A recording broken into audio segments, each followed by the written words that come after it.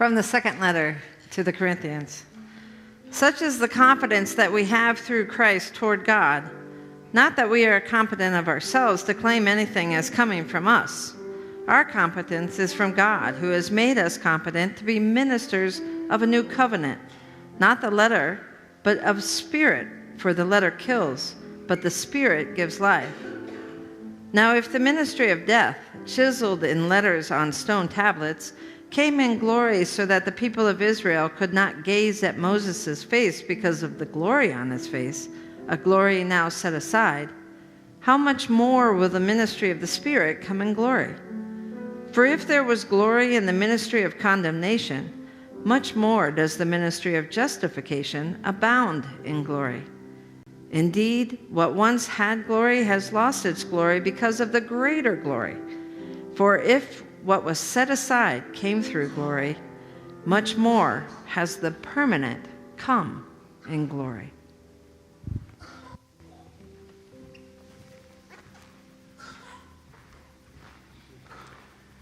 May the words of my mouth and the meditations of our hearts be acceptable in thy sight, O Lord, our strength and our Redeemer. Amen. So in the Hebrew Scriptures, there are 613 commandments, or mitzvot. 613 total. And now in the 12th century, a very famous rabbi named Maimonides counted all these and categorized each and every one of the commandments into, and found that there are 365 positive commandments and 248 negative commandments. Now by positive commandments, he meant commands that say, do this, do that. Negative commandment was, don't do this, don't do that. And he noticed how, he said that the numbers themselves betray the true core of what the commandments were meant to do. He said that, notice 365 positive commandments, that equals one per day of the year. So as in his view, the sun circled the earth, that's 365. 248, well, that was the exact number of bones and main organs in our bodies, according to Maimonides. Now, he was not a surgeon or anything like that, but that's what he said. And so he said, notice it's heaven and earth. The commandments are trying to join heaven and earth together, just through being themselves. Now, these days, in our modern world, we actually can't practice all 613, even if we wanted to, because of changed times. You can only practice 171 of them. And 26 of them you can only practice if you live physically in Jerusalem. So we who live in Omaha, such a deal. 145. It gets better yet. If you're like me and have a hard time remembering commands from God, your spouse, whomever, then God essentially created a cheat sheet for all of us, really. God gave the 10 commandments.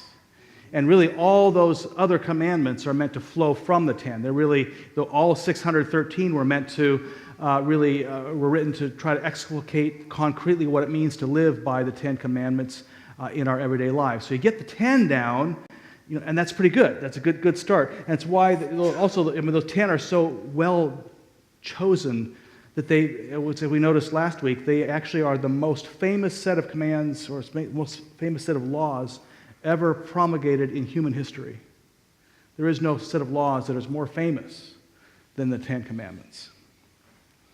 So on that note, and given the fact that Rabbi Darrell Crystal is here, the interim rabbi for Temple Israel, is with us this morning, why don't we just do something fun? And over the next minute or so, you name every one of the 10 Commandments to yourself. Can we get maybe a little bit of a noodling music, or maybe a little bit of a music to calm the nerves as we go ahead, see if you can name all 10 Commandments.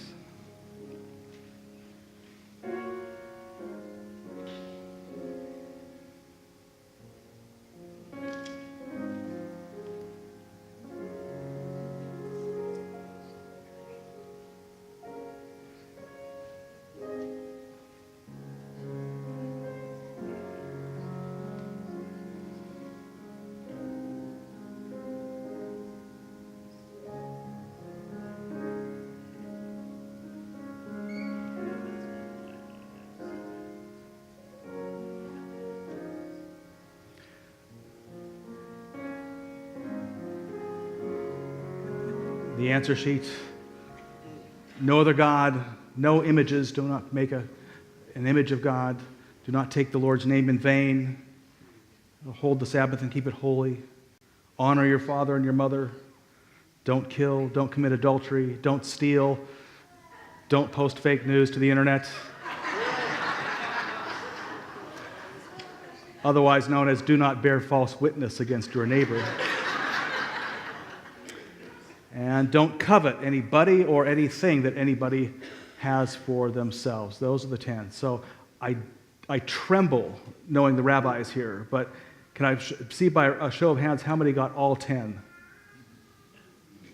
You have a lot of work with us as we become moving in the neighborhood.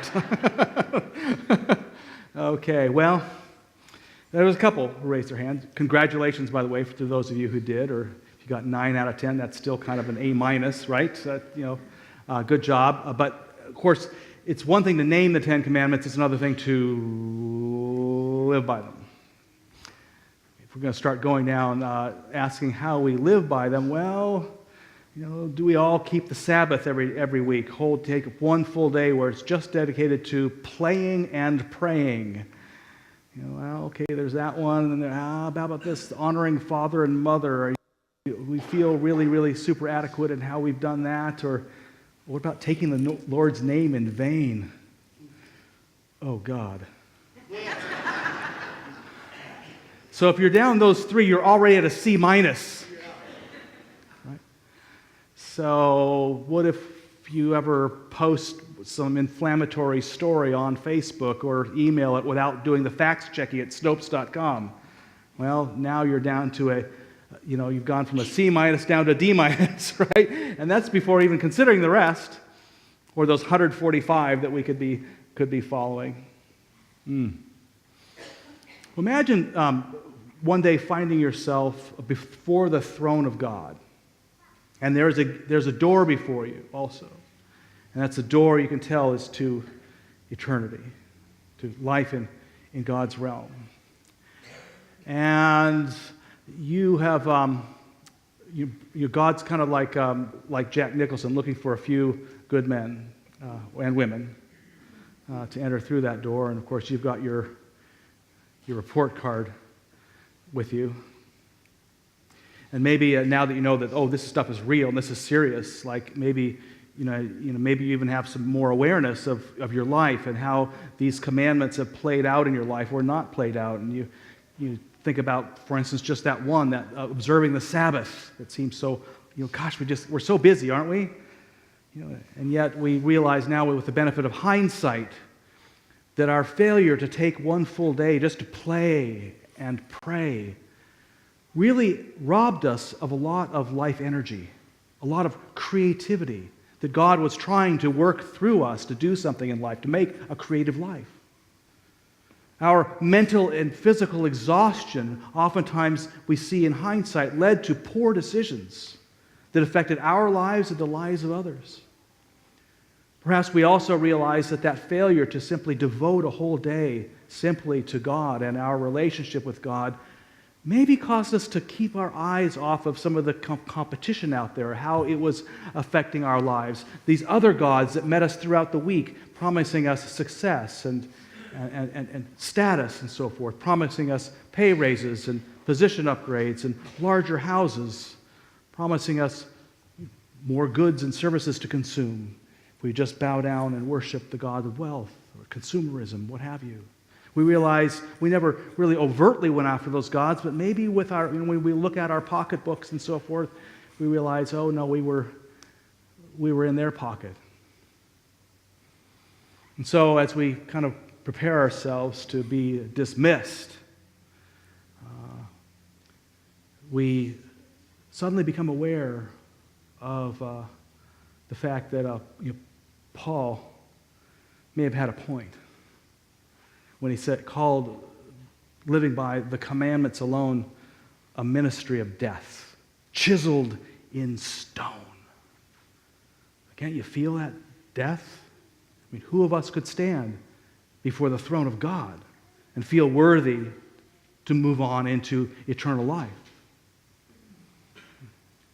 So as we contemplate our report card, though, and contemplate this death-like sense, we become aware of a person standing next to us. This person is also holding a report card. It says A+. And this person says, I can't tell you what's behind this door precisely, but I can tell you that it is life with God. Whatever form it takes, it is life under God's rule and authority. People who live there live by God's rule, not their own. Do you want to go through this door? You say, well, yeah, of course.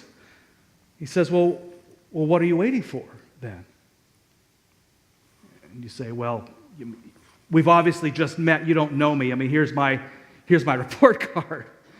And the person just chuckles and says, just met? Friend, I've been beside you since the day you were born. In fact, I've known you since before you were born. He holds the door open. Says, now how much longer do I need to keep my arm at this door before you pass through? Well, you figure, well, if he got an A+, he must know what he's doing. Your heart leaps. Yes, absolutely. You take a step forward to pass through that door, and suddenly you find yourself right here, right where you are now. And maybe it begins to sink in what we have been hearing over and over and over again in this place, the central message of Jesus. The kingdom of heaven is already here. We're already living in eternity. Change your whole way of thinking and believe the good news. The door is already open. You have already stepped through it into a realm that is not your realm, but was created by God, not according to what you think is best, but to what God thinks is best. And likely, over the course of our lives, we are confronted by several doors, several opportunities to let go of an old way of being, one that we recognize is no longer serving us or the world or God any longer, and step into a new way of life, a bit more deeply into God's realm. This is the ministry of spirit that Paul talks about. It is a life that is not based on our old behaviors, but based on our present desire to live within God's presence. Based on our present desire to let go of the stuff that weighs us and other people down and move on into a better life. It is a life that can only be lived when one receives amazing grace and determines to live their life according to what they've received. What is the door that is in front of you now? What is your next challenge to let go of and to step into?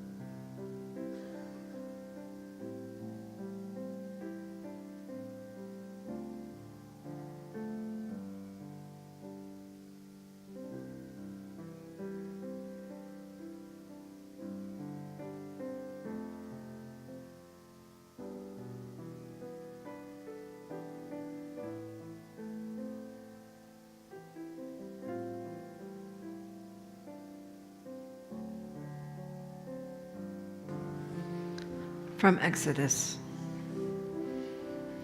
Israelites had gone out of the land of Egypt. On that very day, they came into the wilderness of Sinai. They had journeyed from Rephidim into the wilderness of Sinai and camped in the wilderness. Israel camped there in front of the mountain. Then Moses went up to God. The Lord called to him from the mountain, saying, "Thus you shall say to the house of Jacob, and tell the Israelites, you have seen what I did to the Egyptians, and how I bore you on eagle's wings and brought you to myself. Now, therefore, if you obey my voice and keep my covenant, you shall be my treasured possessions out of all the peoples. Indeed, the whole earth is mine, but you shall be for me a priestly kingdom and a holy nation. These are the words that you shall speak to the Israelites." So Moses came, summoned the elders of the people, and set before them all these words that the Lord had commanded him. The people all answered as one, "Everything that the Lord has spoken, we will do." Moses reported the words of the people to the Lord.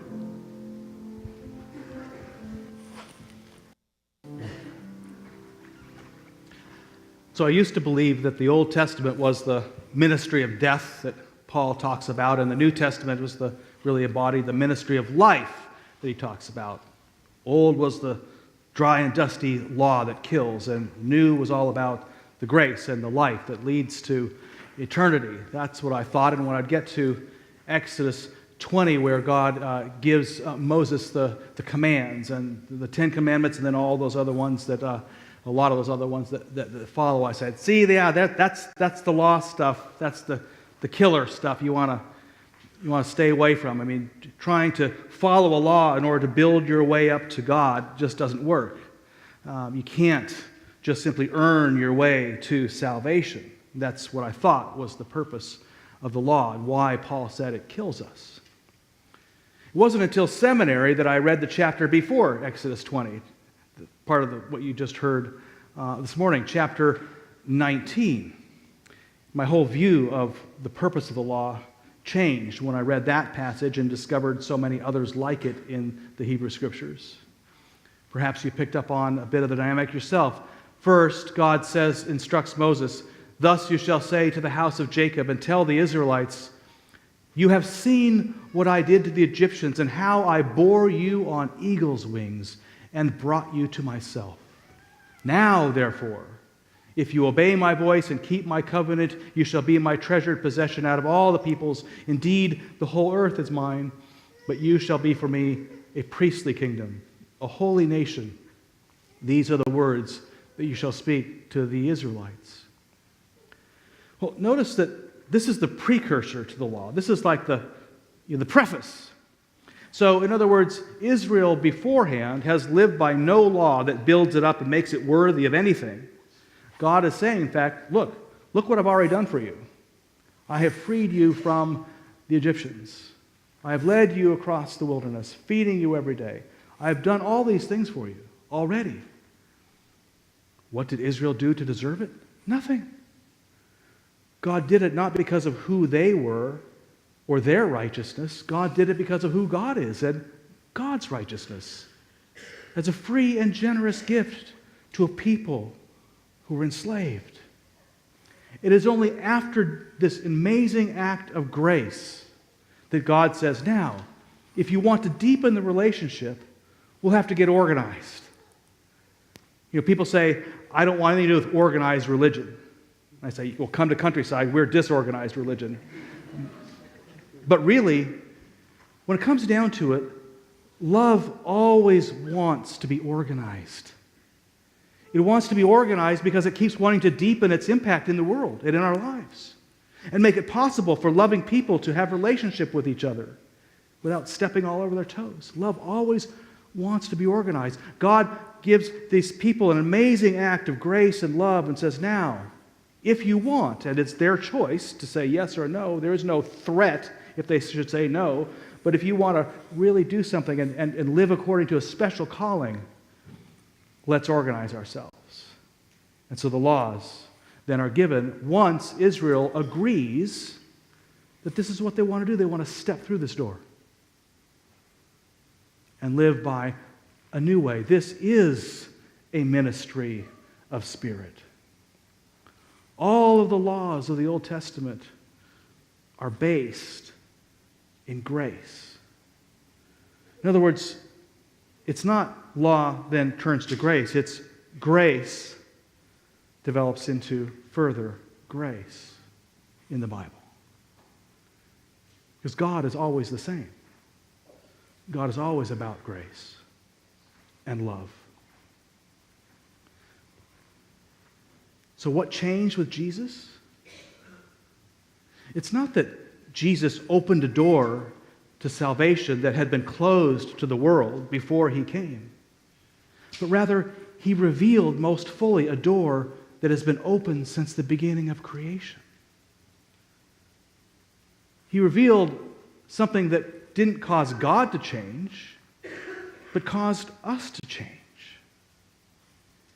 And he did so in an act of grace and love that involved a cross and an empty tomb that made it clear that this doorway was not only open to Jews, but to the entire world.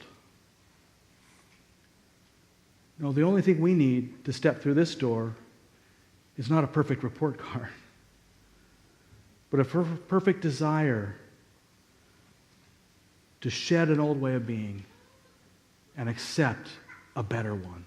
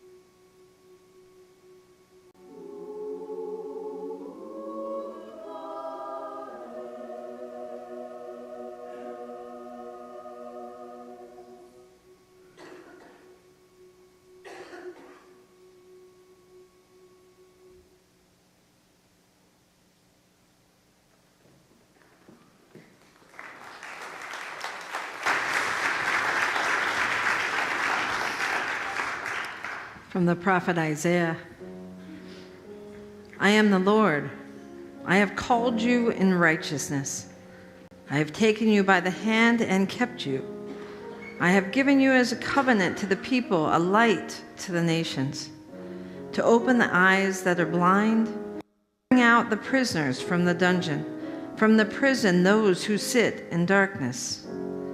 I am the Lord, that is my name. My glory I give to no other, nor my praise to idols. See, the former things have come to pass, and new things I now declare. Before they spring forth, I tell you of them. Sing to the Lord a new song, God's praise from the end of the earth. Let the sea roar and all that fills it, the coastlands and their inhabitants.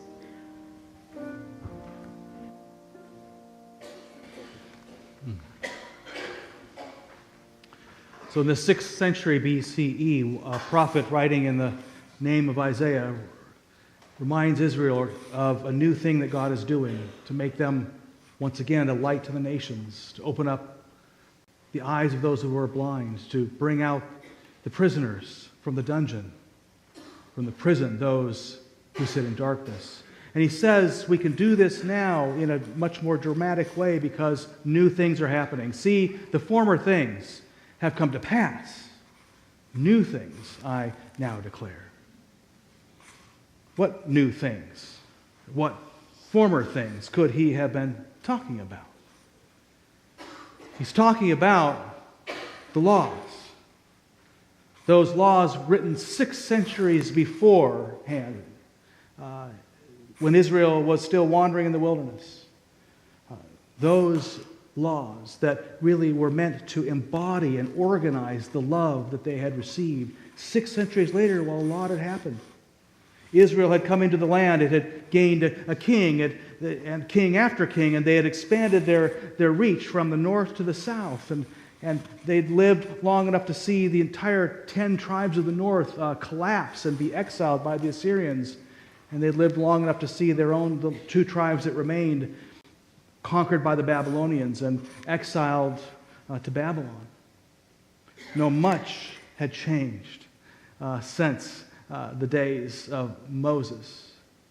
And yet Isaiah saw a new thing that was happening. And indeed, historically, we look back to the exile, and we see that the exile in Babylon actually provoked an incredible renaissance of Jewish faith. Isaiah saw this happening, this incredible outpouring of love and grace to a people who were once again sorely oppressed, saying there's a new thing happening here. God's doing something radically different now. We got to shed the old ways. We got to get a bit disorganized right now in order to organize ourselves again in light of this new grace and love, this new insight that is being poured out on us. And so they actually wrote an entire new body of laws in response to that, to replace the old body. And in fact, in the Hebrew Scriptures, you find 3 major bodies of laws that represent 3 times when the Israelite says, here's how we can live most directly and ably by the love and grace we've received. 3 times they did that. This is one of those. The old things have gone away. New things have come. And it's not like they just chucked everything behind them. In fact, they kept most of the stuff. But they adjusted it so they can live in light of God's love in their day rather than in their ancestors' day.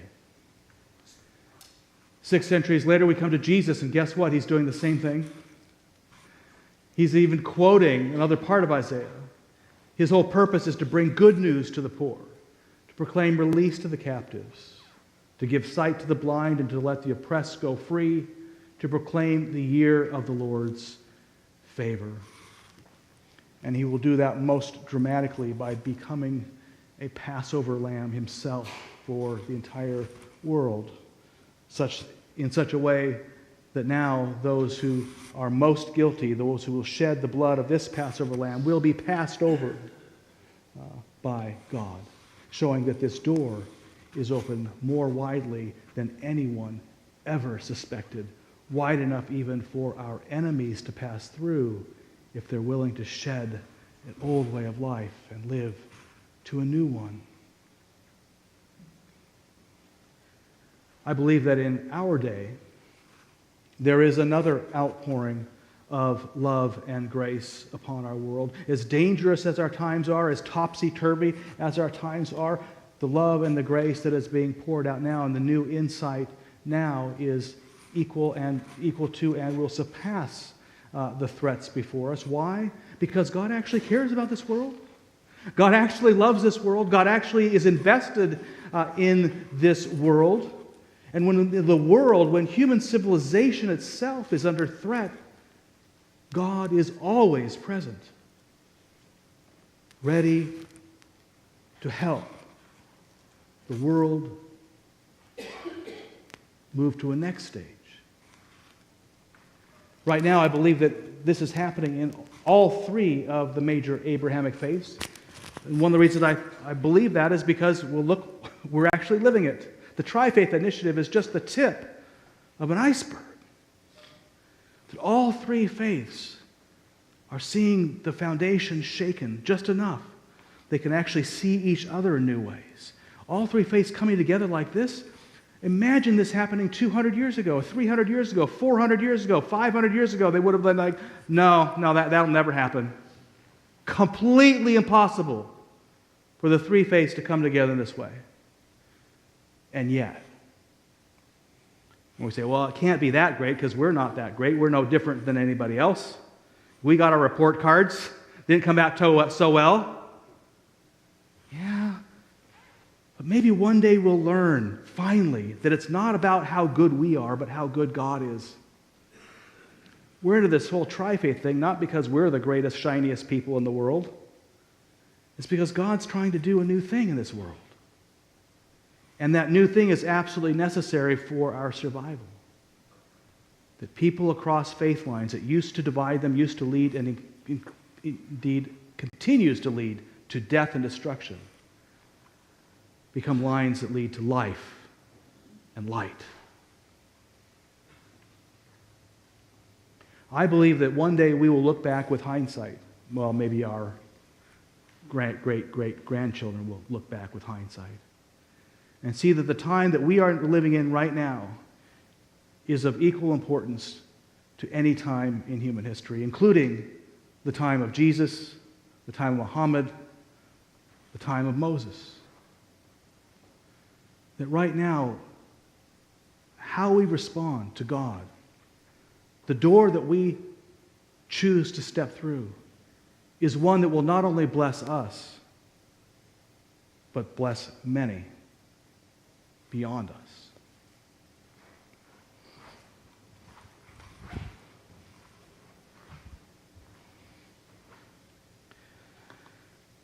We're reminded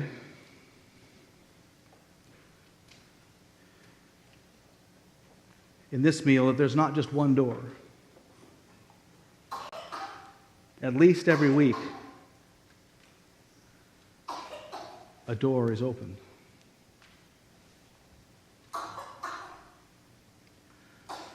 A way is made.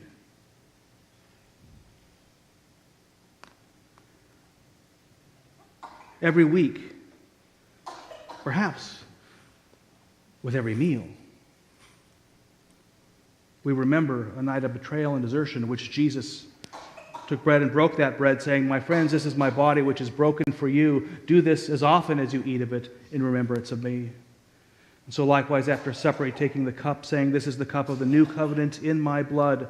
Do this as often as you drink of it in remembrance of me." By eating this bread and drinking this cup, we remember Christ's death. We celebrate Christ's resurrection. And by taking this into ourselves, we say yes to the door that has been opened to us. I want to live more deeply and fully in the realm you've made for me. Lord, make me an instrument of your peace and your grace. You do not have to be a member of Countryside Church to partake of this meal, nor do you have to subscribe to any particular doctrine or dogma to come forward to this table. All that we ask is if your heart calls you forward, know that you are most welcome here. So likewise, if you prefer to receive communion from your seat, simply raise your hand as an usher walks by and you'll be served there. Or if you'd prefer to abstain altogether, know that that's okay too. We love you, God loves you, and however you choose to participate this morning is wonderful on all levels. But if you do come forward, we do invite you to take a piece of bread, dip it into the cup. And as you take this into yourself, perhaps you may choose to utter some words privately to your God too. Yes, I desire to step through this door. Live one more step more deeply into your realm on this day. Amen. The gifts of God for the people of God. I invite our servers to prepare the feast.